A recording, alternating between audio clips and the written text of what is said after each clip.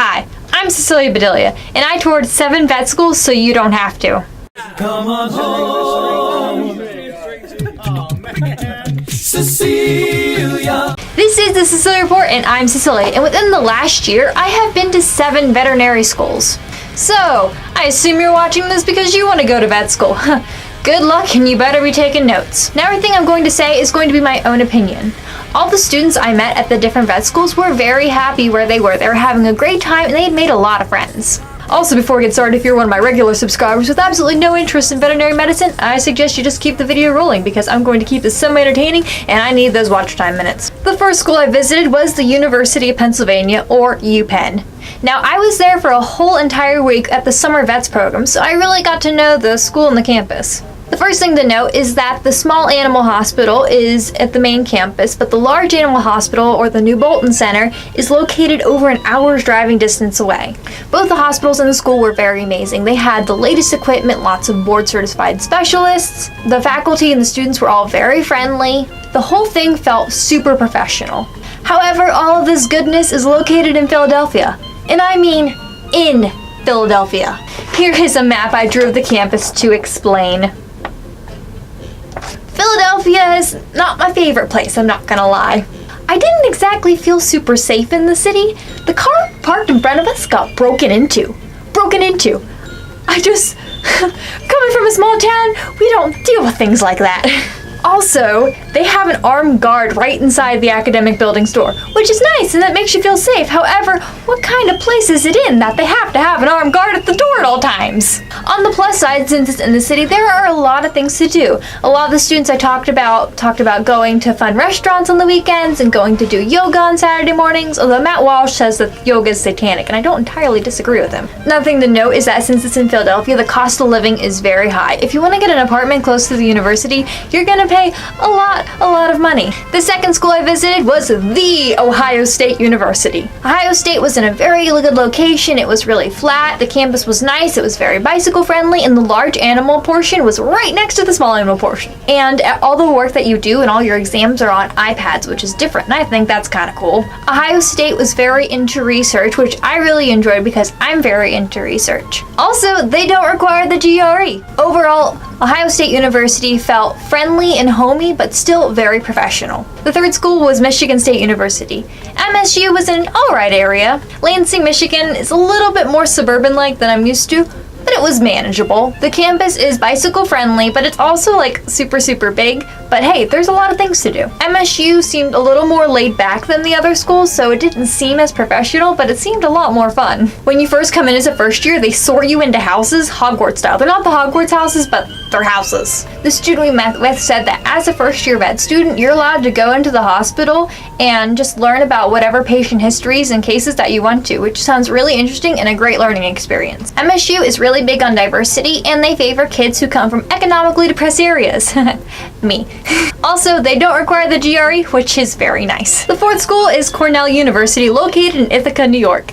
I even got like the jacket for it at a Goodwill near there. Cornell's like the other ones. It's a very beautiful school. The small animal and the large animal are right next to each other. They do require the GRE, which stinks, but they don't do interviews, which is kind of nice. Their curriculum is very unique. They don't focus on lectures at all. They instead focus on case studies. They have a ton of resources, models, cadavers, gardens, anything that you can think of to help you in vet school. Cornell is an Ivy League school, and it definitely feels like an Ivy League school. It seemed like it had a very excellent program. However, the campus I felt was, the entire Cornell campus I felt was like obnoxiously enormous, and the school building felt like a shopping mall. Like, it didn't feel homey at all, which kind of made me sad. Like, I felt like there wasn't a place that I could go and like flop down face first after a hard exam. The fifth school I toured was the Virginia Maryland College of Veterinary Medicine, located in Blacksburg, Virginia. The location is interesting. It's like absolutely nothing, wilderness, and then bam, a vet school. So I liked it.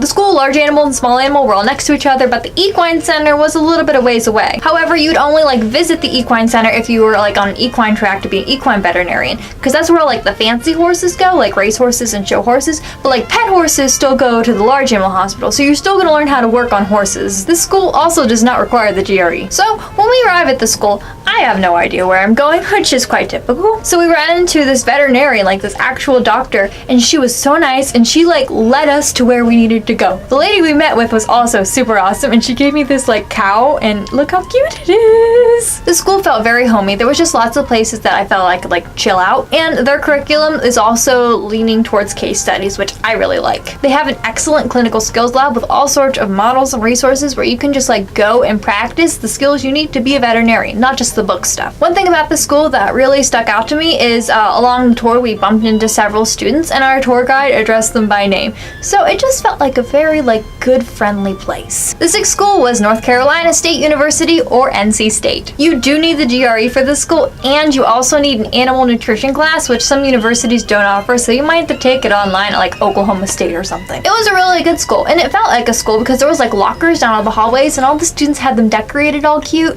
This school also sorts you into houses when you first come in, Hogwarts style. NC State is in a little bit more of a city-like area, however, it is very, very, very safe. In fact, right before my tour, we went to Gabriel Brothers, and my dad left the car door open.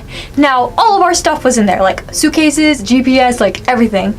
And we came back after half an hour trying on clothes, and it was all still there. The seventh school and the last was the University of Tennessee. Okay, I will admit, I didn't really care for the location of this school. So Tennessee is smack dab in the middle of the Bible Belt. I was half expecting gun-toting cowboys running around singing Chris Tomlin songs.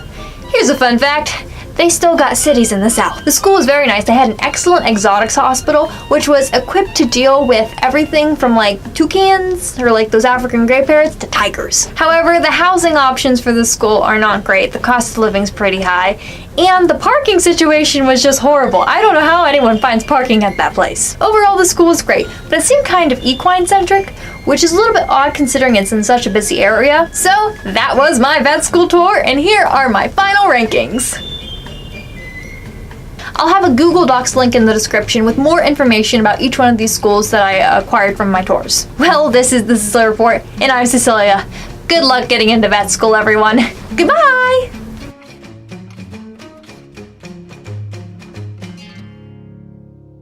Savannah.